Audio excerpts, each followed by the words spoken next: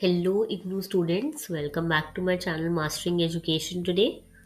कल आप लोगों का MGPE 008 का एग्ज़ाम है। और अगर आप लोग रिवीजन करना चाहते हैं इम्पॉर्टेंट टॉपिक्स की तो ये वीडियो आपके लिए है।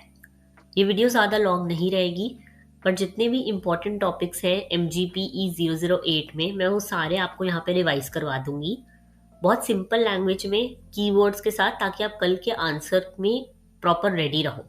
ठीक है, स्टार्ट करते हैं। पहले देखो, पहले हमें क्या समझना है। पहले तो ये सब्जेक्ट पूरा गांधी जी के अराउंड रिवॉल्व करता है कि वो कैसे पीस और कॉन्फ्लिक्ट पे बात करी है उन्होंने, है ना। तो पहले हम स्टार्ट करेंगे गांधी जी की फिलॉसफी ऑफ पीस को रिवाइज करने से। ठीक है, गांधी जी के अकॉर्डिंग पीस का बेस है सत्य और अहिंसा। ये दो उनके कीवर्ड है मेन। ठीक है, सत्य यानी कि ट्रुथ एंड अहिंसा यानी कि नॉन वायलेंस। ओके, ये दोनों अलग चीजें नहीं है, बल्कि एक दूसरे के बिना ये दोनों इनकम्प्लीट है। ये दोनों हमेशा साथ में यूज होते हैं, ट्रुथ एंड नॉन वायलेंस। अगर सिर्फ ट्रुथ हो और नॉन वायलेंस ना हो तो ट्रुथ फोर्स बन जाता है, आपको कोई फोर्स कर रहा होता है चीजें करने के लिए। ओके, और अगर सिर्फ नॉन वायलेंस हो बिना ट्रुथ के तो उसका कोई स्ट्रांग बेस नहीं होता। ओके, तो ये ट्रुथ और नॉन वायलेंस हमेशा साथ में यूज होते हैं। एक दूसरे को अलग अलग करके इनको हम नहीं बना सकते, इनका हम एक्सप्लेनेशन नहीं दे सकते। और गांधी जी की जो फिलॉसफी है पीस की, वो इन दोनों पे बेस्ड है, दैट इज सत्य और अहिंसा। ओके, अब हम पढ़ते हैं उनके फाउंडेशंस ऑफ पीस को डिटेल में। सबसे पहला है सत्य। देखो, सत्य का मतलब होता है ट्रुथ, है ना।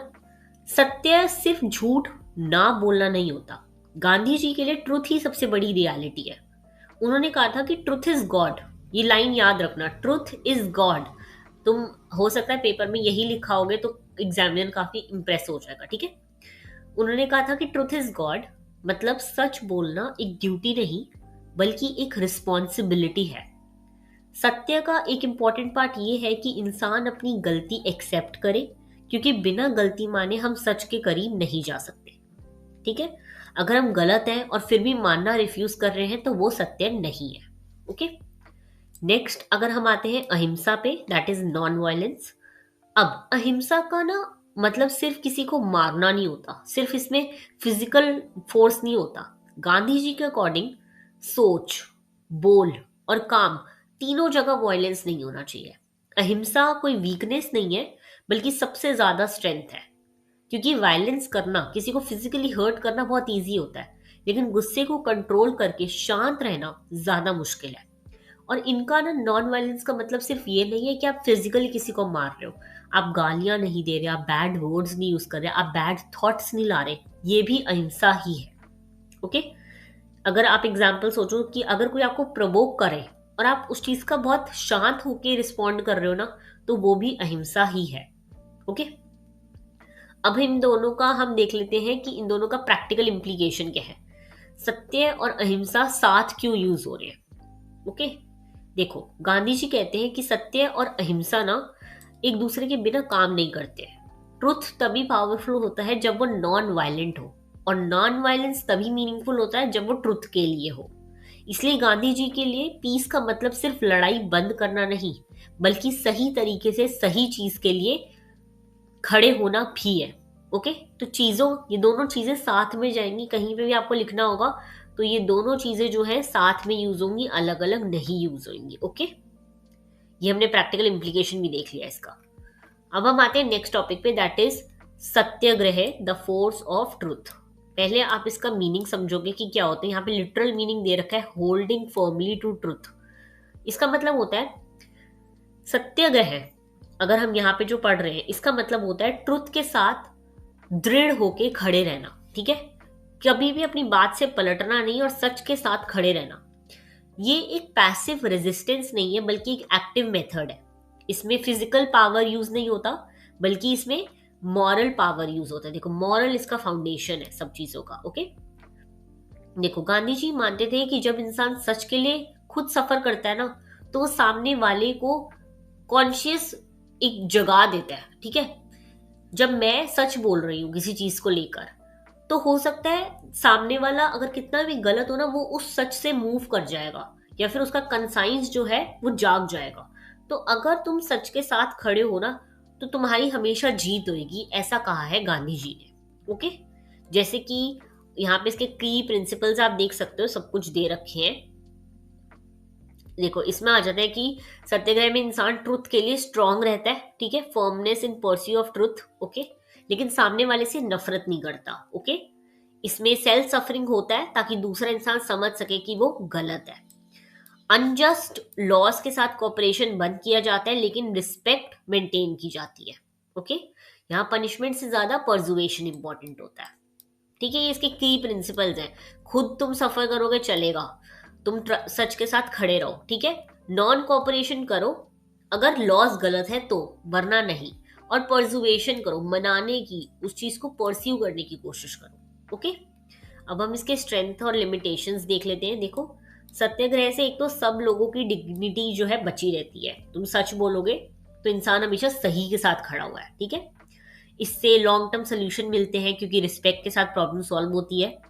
लेकिन अगर हम लिमिटेशंस देखें तो ये मेथड तब मुश्किल हो जाता है जब ओपोनेंट बिल्कुल ही रुथलेस हो, बिल्कुल ही बेकार इंसान हो तब, ठीक है। इसमें पेशेंस और हाई मॉरल डिसिप्लिन चाहिए होता है। हर एक बंदा जो है सत्याग्रह की जो राह है वो फॉलो नहीं कर सकता।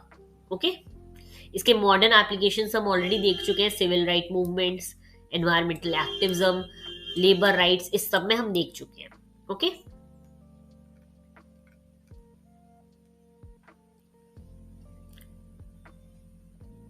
नेक्स्ट अब हम आ जाते हैं methods of non violent action पे। गांधी जी ने नॉन वायलेंस को प्रैक्टिकल बनाया, ठीक है। उन्होंने क्या क्या नॉन वायलेंस के हमें दिखाया कि हम बिना फिजिकल फोर्स यूज करे क्या क्या कर सकते हैं। तो पहली चीज आ जाती है फास्टिंग।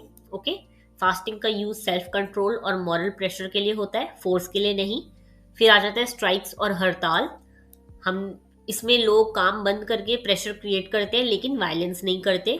नेक्स्ट आ जाता है सिविल डिसोबीडियंस। इसमें अनजस्ट लॉ तोड़ा जाता है और पनिशमेंट एक्सेप्ट की जाती है। ओके, और इसमें आता है नॉन कॉपरेशन। इसका मतलब अनजस्ट इंस्टीट्यूशन का सपोर्ट बंद करना होता है। कंस्ट्रक्टिव प्रोग्राम का फोकस अल्टरनेटिव बनाना होता है, जैसे खादी और विलेज वर्क की, मतलब बाहर की चीजों को छोड़ो और उसके लिए दूसरी चीजें बनाओ अपने ही देश में। ओके, ये बहुत इंपॉर्टेंट है, ये क्वेश्चन आ सकते हैं कि methods of non violent action क्या है। ओके, नेक्स्ट अब हम देखते हैं अंडरस्टैंडिंग कॉन्फ्लिक्ट, अ गांधीयन एनालिसिस, यानी कि कॉन्फ्लिक्ट होता क्या है, गांधी जी ने कॉन्फ्लिक्ट को क्या बोला था। देखो, गांधी जी कहते थे कि कॉन्फ्लिक्ट सिर्फ वायलेंस से नहीं आता, कॉन्फ्लिक्ट इंटरनल भी हो सकता है, कम्युनल भी, नेशनल भी और इंटरनेशनल भी। देखो, टाइप्स ऑफ कॉन्फ्लिक्ट पे क्वेश्चन आ सकता है, तुम्हें पता होने चाहिए। यहाँ पे दे रखे हैं इंटरनल, जब अंदर हो रहा है देश में, एक्सटर्नल बाहर, interpersonal individual dispute, communal religion, national और इंटरनेशनल। ओके, ये सारे हमने पढ़ लिए। अब अगर हम देखें तो जो ट्रू पीस है वो तब आता है जब हम कॉन्फ्लिक्ट के रूट कॉज को समझते हैं, ठीक है। इसके रूट कॉज काफी सारे हो सकते हैं, जैसे कि यहाँ पे देखो दे रखे हैं, स्ट्रक्चरल कॉजेज हो सकते हैं जिसमें इनइक्वालिटी वगैरह ये सब आ गया। कल्चरल हो सकते हैं, प्रेजुडिस, हमारी पहले की सोच, स्टीरियोटाइप। आइडेंटिटी रिलीजन की वजह से आती है। और इकोनॉमिक कॉजेज, जब हमारी कंट्री में पैसा खत्म हो रहा है या फिर जॉब्स वगैरह नहीं है, तो इनकी वजह से जो है कॉन्फ्लिक्ट होते हैं। ओके, अब हम पढ़ते हैं कि गांधी जी के क्या टेक्निक्स थे इन कॉन्फ्लिक्ट के रेजोल्यूशन के लिए, मतलब इन कॉन्फ्लिक्ट को सॉल्व करने के लिए गांधी जी ने कौन से टेक्निक्स यूज करे। देखो, पहले तो उन्होंने यूज करा डायलॉग। डायलॉग का मतलब है ओपनली बात करना ताकि मिसअंडरस्टैंडिंग खत्म हो। दूसरा है मीडिएशन। इसमें न्यूट्रल रहकर थर्ड पर्सन हेल्प करता है ताकि कोई सोल्यूशन निकले।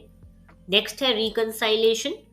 इसका मतलब सिर्फ डिस्प्यूट खत्म करना नहीं बल्कि रिलेशनशिप हील करना होता है। ओके, और नेक्स्ट है शांति सेना। गांधी जी का आइडिया था जिसमें trained non violent volunteers conflict को शांत करते थे। ओके, इसमें लोगों को पहले से ही तैयार करा होता था नॉन वायलेंस के लिए, और वो लोग जाके बात करते थे और ये चीजें जो है वो फॉलो करते थे ताकि सॉल्व हो सके। ओके, नेक्स्ट आ जाता है हमारा state, civil society and peace. कैसा कैसा किसका रोल है। देखो, स्टेट के पास पावर और फोर्स होती है लेकिन उसमें वायलेंस का रिस्क होता है। ओके, सिविल सोसाइटी का अगर हम देखें तो सिविल सोसाइटी के पास फोर्स नहीं होती, लेकिन मॉरल पावर और ट्रस्ट होता है। गांधी जी का क्या पर्सपेक्टिव था इन दोनों पे लेकर? गांधी जी कहते थे कि रियल पीस फोर्स से नहीं बल्कि लोगों की कोऑपरेशन से आता है, तो वो ज्यादा जो है सिविल सोसाइटी के रोल को इंपॉर्टेंस देते थे। ओके, क्वेश्चंस ऐसे ही पूछे जाएंगे कि स्टेट वर्सेस सिविक इंस्ट्रूमेंट, तो तुम्हें इन दोनों का कंपैरिजन लिखना है। ओके, नेक्स्ट अब हम आते हैं dimensions of peace and forgiveness. इसमें दो तरह के पीस हम बात करते हैं, एक है नेगेटिव, एक है पॉजिटिव। नेगेटिव पीस का मतलब है सिर्फ वायलेंस का रुकना। ओके, वहीं पॉजिटिव पीस का मतलब है जस्टिस, इक्वालिटी और डिग्निटी का होना। गांधी जी जो हैं वो हमेशा पॉजिटिव पीस पे फोकस करते थे।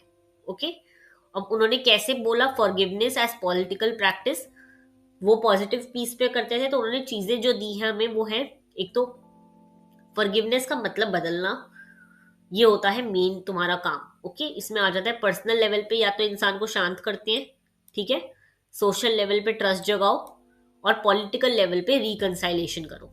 ओके, गांधी जी ने ये तीन हमें दिए थे पॉजिटिव पीस के पार्ट्स। नेक्स्ट अब हम आ जाते हैं gender, feminism and Gandhian peace. देखो गांधी जी का व्यू जेंडर को लेके क्या था। नॉन वायलेंस वुमेन के मूवमेंट्स में इफेक्टिव रही है, बहुत बार उन्होंने कहा है ऐसा। वुमेन ने फ्रीडम मूवमेंट और एनवायरमेंटल मूवमेंट में बड़ा रोल प्ले किया, लेकिन गांधी जी के कुछ आइडियाज ट्रेडिशनल जेंडर रोल्स के सपोर्ट भी करते थे, जो क्रिटिसिज्म पॉइंट था। ओके, मतलब कि देखो वुमेन ने हर जगह हेल्प करी है, नॉन वायलेंस में भी वुमेन ने काफी रोल प्ले करा, लेकिन गांधी जी कहते थे कि वुमेन का रोल काम करना होता है, घर संभालना होता है, ये सब करना होता है, तो उस चीज को क्रिटिसिज्म भी मिला था। ओके, यही उनके क्वेश्चन पूछा जाएगा कि देखो बैलेंस कैसे करा, जेंडर लिमिटेशंस क्या थी, ये सब। नेक्स्ट है global piece and contemporary application. हम इस पे ग्लोबल पीस पहले पढ़ते हैं। देखो गांधी जी ग्लोबल पीस के लिए मॉरल पावर पे बिलीव करते थे, मिलिट्री पावर पे नहीं। ओके, उन्होंने मॉरल पावर को, मॉरल अथॉरिटी को ज्यादा इंपॉर्टेंस दी रादर देन मिलिट्री पावर। उनके आइडियाज में आता था एक तो डिसआर्ममेंट, की वेपन्स का यूज मत करो। ओके, इकोनॉमिक जस्टिस, रिसोर्सेज सबके पास इक्वल होने चाहिए। कल्चरल प्लूरिज्म यानी कि हर कल्चर की रिस्पेक्ट करो, और मॉरल गवर्नेंस यानी कि नॉन वायलेंस का यूज करो, सत्य का यूज करो, पावर पॉलिटिक्स का नहीं। ओके, अब इससे रिलेटेड काफी सारी केस स्टडीज है जो आपको पता होनी चाहिए। एक तो anti colonial movements, civil rights, environmental justice पे हुए जो वो हैं जितने भी मूवमेंट्स वगैरह हुए हैं, कम्युनल कॉन्फ्लिक्ट्स, ये सब आपको पता होनी चाहिए क्योंकि इस पे क्वेश्चन आते हैं। ओके, तो जितने भी गांधी जी से रिलेटेड इंपॉर्टेंट टॉपिक थे MGP 008 में, वो मैंने यहाँ पे सारे डिस्कस कर लिए हैं।